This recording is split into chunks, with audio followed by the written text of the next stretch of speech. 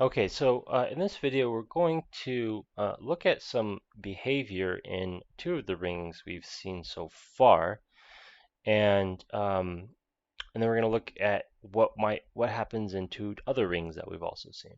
So I want to notice something in Z mod 4.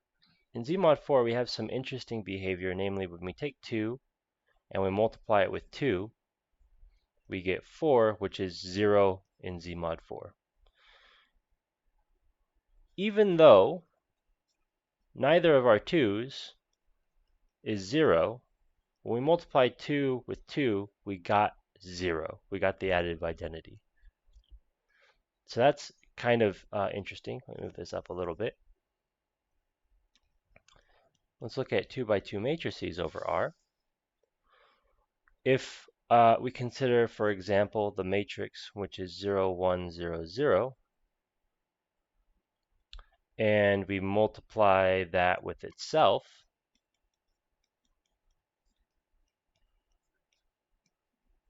what we're going to get here, if you carry out the matrix addition multiplication, is 0, which is the 0 for matrices.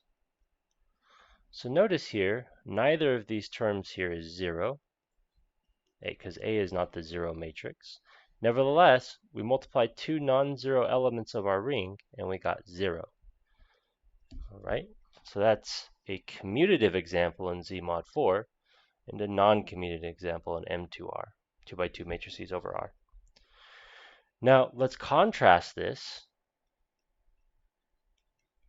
with, for example, Z. In Z, we have something, so for all A, B, and Z, if we had A times B was 0, well, you would tell me that one of these must be 0. This is called the cancellation law, that if you have a product being 0, you can sort of cancel one of the non-zero terms. It could be that they're both 0, in which case there's nothing going on. But if, say, A was not 0, you could cancel it, because there's really an A hiding on the right. We'll phrase that better later. But here, we don't have what happened in the previous two examples happening. Furthermore, we could look at Z adjoin X, for example.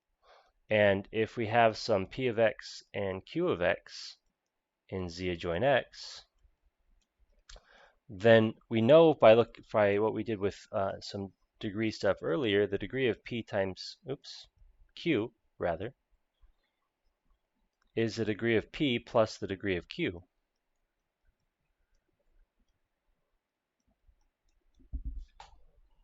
So in particular, if P and Q are both not 0, then provided one of them has positive degree, well, let me say and,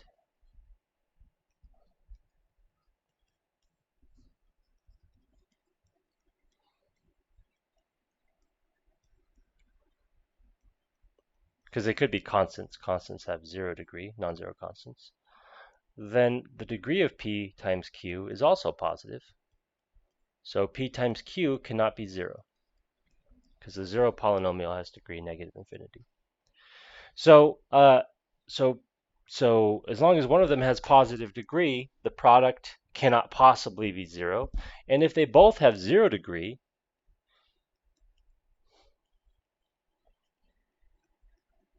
then P and Q are actually sitting inside of the copy of the integers. Sorry, I keep writing P and P. P and Q, let me just say explicitly, P is some constant A and Q is some constant B. And we already know that A times B is not going to be 0, provided P and Q is not 0.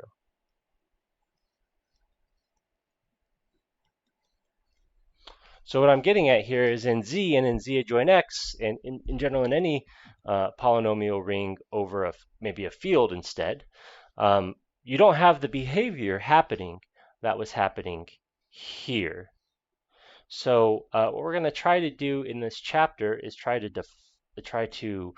put some structure behind what is happening with this behavior, and then introduce a new type of object that we're going to be looking at that kind of encapsulates what's going on in the second two examples and ignores the first two examples.